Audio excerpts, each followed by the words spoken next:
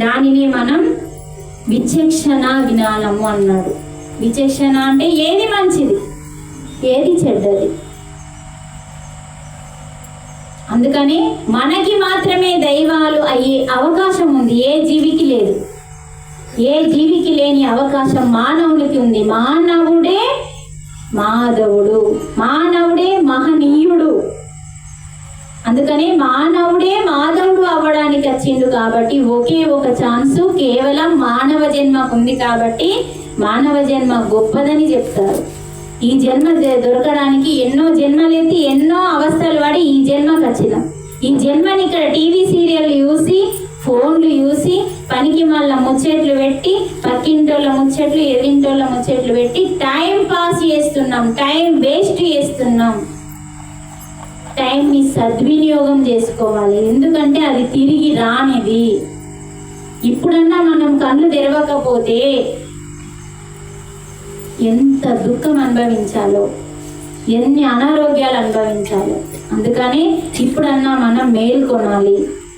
ధ్యానం మన వయసు ఎంత ఉందో ఎక్కడన్నా కూర్చోవచ్చు, ఎప్పుడన్నా వేసుకోవచ్చు, టైం సందర్భం లేదు.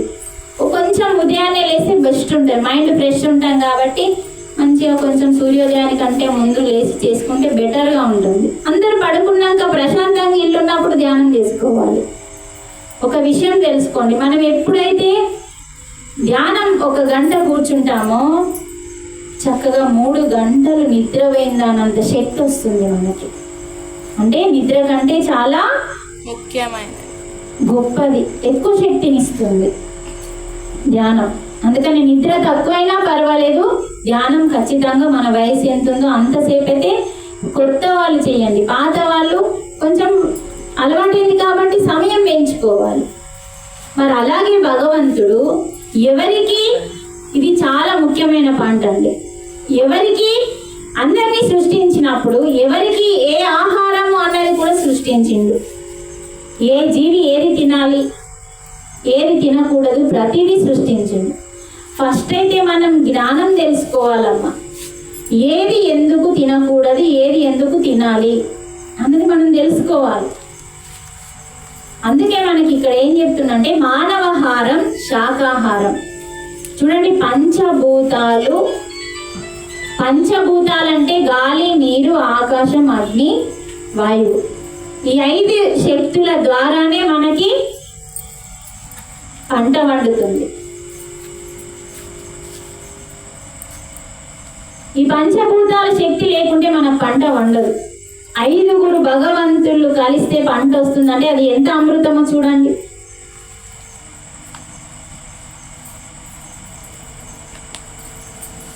అందుకని మన ఆహారం శాకాహారం. ఎందుకంటే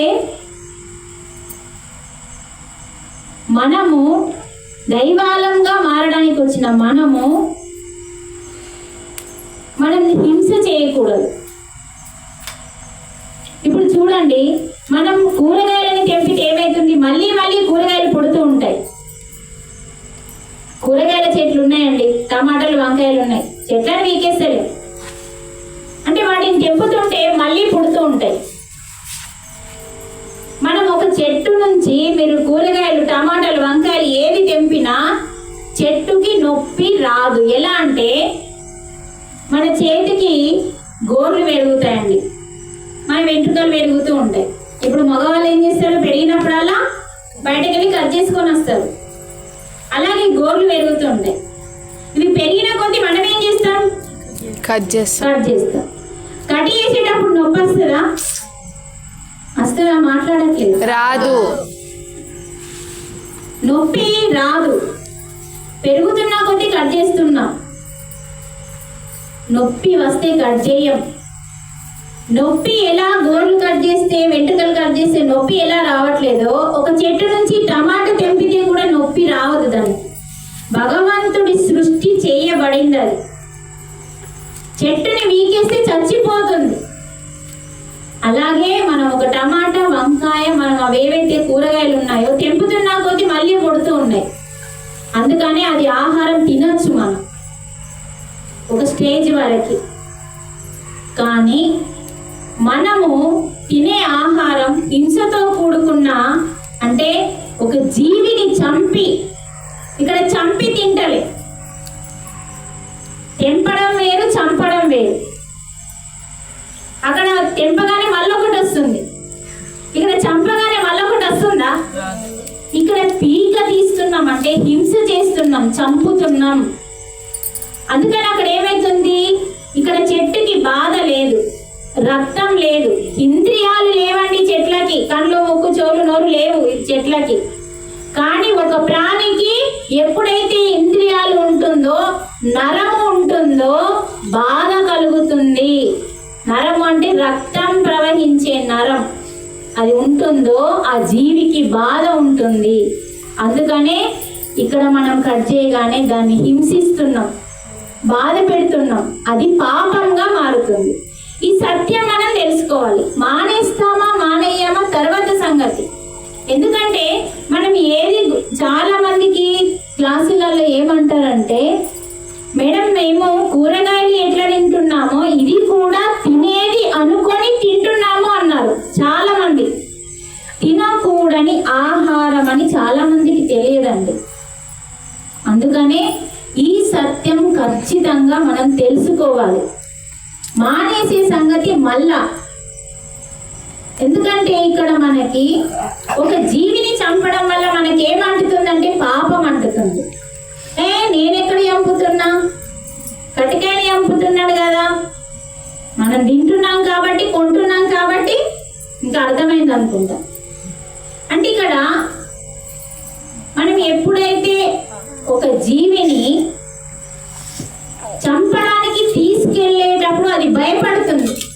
భయపడ్డప్పుడు ఏమైతుందంటే దాని నుంచి విష పదార్థం రిలీజ్ అవుతుంది. ఇప్పుడు మనం అందరం ఇక్కడ కూర్చున్నాం, ఒక పెద్ద పాము వచ్చింది అనుకోండి, మీ అందరికి భయం వేస్తుందా లేదా? వేస్తుంది. భయం వేసి ఏం చేస్తా, కిర్రన గీకలు కొట్టి పరిగెత్తుతుందా. అంటే భయం ఎప్పుడైతే మన నుంచి వేస్తుందో మన లోపల ఉన్న విష పదార్థాలు రిలీజ్ అవుతాయి. రిలీజ్ అయ్యి ఆ మాంసంకి అంటుకుంటుంది. చనిపోయిన కోడికి, మేకకి. అంటే చూడండి, ఒక కోడిని మేకని కట్ చేసినప్పుడు దానికి భయం వేస్తుంది, కన్నీళ్ళు వస్తూ ఉంటాయి, అది విల కొట్టుకుంటుంది, రక్తం కారుతుంది, అప్పుడు విషం అంటుతుంది దానికి, అది చనిపోతుంది. చనిపోయింది శవం, అర్థమైందా? చనిపోయింది శవం. కానీ ఒక చెట్టు నుంచి తెంపినప్పుడు అందులో టమాటాలు, వంకాయలు ఏముంటుందంటే మీ శరీరానికి మనసుకి శక్తినిచ్చే జీవ కణాలు ఉంటాయి. అందుకే మీరు గమనించండి, ఉదయం వండిన అన్నానికి అది సాయంత్రానికి ఎలా అయిపోతుంది? ప్రొద్దున వండినప్పుడు వేడివేడిగా ఫ్రెష్గా ఉంటుంది. అదే అన్నం మీరు సాయంత్రానికి చూడండి టైట్, అంటే గట్టిగా పడుతుంది. ఎందుకు గట్టిగా అవుతుంది అంటే చల్లారిందని చెప్తారు మీరు. కానీ ఏమైంది ఆ మధ్యలో అంటే, వేడి అన్నంలో మన శరీరానికి శక్తినిచ్చే పోషకాలు ఉంటాయి, దాన్ని జీవకణాలు అంటాం. అది ఎప్పుడైతే జీవకణాలు అందులో అన్నంలో చనిపోతాయో అన్నము బెడ్డ కడుతుంది, అందులో శక్తి లేదు. అన్నం ఉంటుంది, అన్నంలో శక్తి లేదు. అన్నం దేని కొరకు తీసుకుంటాం మనం? జీవించండి, శక్తి కొరకే కదా. ఇప్పుడు 4 రోజులు అన్నం తినకు పని చేస్తుందా శరీరం? ఆకలేస్తుంది, పిసపిస అనిపిస్తుంది. ఒక బుట్టెడు అన్నం వేస్తే ఆత్మారాముడు శాంతి ఇస్తాడు. అంటే అన్నం శక్తి కొరకు తీసుకుంటున్నాం. మరి శక్తి అన్నంలో లేనప్పుడు తీసుకుంటే పనికి వస్తుందా? లేదు. అందుకనే అన్నంలో ఏముంటాయంటే జీవకణాలు. మరి చనిపోయిన దాంట్లో ఉంటాయా? చనిపోయిన కోడిని, చనిపోయిన మేకని మనం అంటే నవ్వడం కాదని మీకు అర్థమైతే సత్యం తెలుసుకోవాలా. చనిపోయినప్పుడు ఏమైతుంది? మనిషి శవమైనప్పుడు వేరే జీవి శవమే. మనం చనిపోతేనేమో బయట పడేస్తున్నాం, ఇంట్లోనే ఉంచుకోము. అసలు చూడండి ఎంత, అసలు సత్యం అర్థం కాక మనం ఎంత గుడ్డిగా జీవిస్తున్నామంటే, ఒక మనిషి మంచం మీద కూడా చనిపోతేనే కిందేస్తాం ఫస్ట్, బెడ్రూమ్ ఉంటే హాల్లోకి వేస్తాం. ఎంత ఆడుతున్నామండి. అక్కడ నుంచి చనిపోగానే బయట వేస్తాం, ఇంటికి తీసుకుపోయి శ్మశానంలో వాడేస్తున్నాం. చనిపోయిన మనిషికి విలువ ఉందా శరీరానికి? లేదు. లేదు కదా, ఎందుకంటే అందులో ఆత్మ లేదు, పరమాత్మ లేడు. దాంట్లో ఆత్మే పరమాత్మ, జీవుడే దేవుడు. జీవం లేదు ఇందులో, జీవి వెళ్ళిపోయింది. ఆ జీవుడే దేవుడు. ఈ జీవి ఎక్కడికి వెళ్ళింది?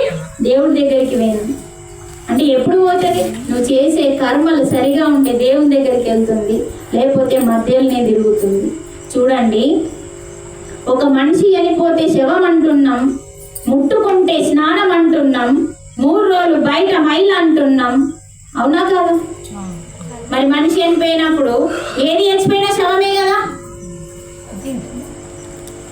అందుకనే ఒకనాడు ఆదిశంకరాచార్యుడు, పురాతనం నుంచి చెప్తుండేది, ఆదిశంకరాచార్యుడే కాదు, సనాతన ధర్మం దేహమే దేవాలయం అన్నారు. మన దేహము అంత గొప్పదని, దేవాలయం దేహము దేవాలయం అని చెప్పిండు. ఇందులో ఉన్న జీవుడే దేవుడు అని చెప్పిండు. అంటే మనం సత్యం తెలుసుకోవడానికి మానేయాలేమో అన్ని నవ్వస్తున్నది, కానీ మనం ఎంత పాపాన్ని మూట కట్టుకుంటున్నామో, ఆ పాపము రిలీజ్ అయిన జీవితంలోకి వచ్చినప్పుడు ఎంత దుఃఖం అనుభవిస్తున్నామో అప్పుడు దేవుడా అంటున్నాం. అందుకని ఆ పాపం నీకు అంటద్దనే భగవంతుడు ఎలా ఉండాలో గీతలో నేర్పిస్తున్నాడు. అందుకని ధర్మం అంటే ఏంటి తెలుసా? ఎవరిని మనస వాచ కర్మన ఎవరిని కూడా హింసించకుండా ఉండడమే. ప్రకృతిని కూడా, పంచభూతాలని కూడా, ప్రకృతిలో ఉన్న ప్రతి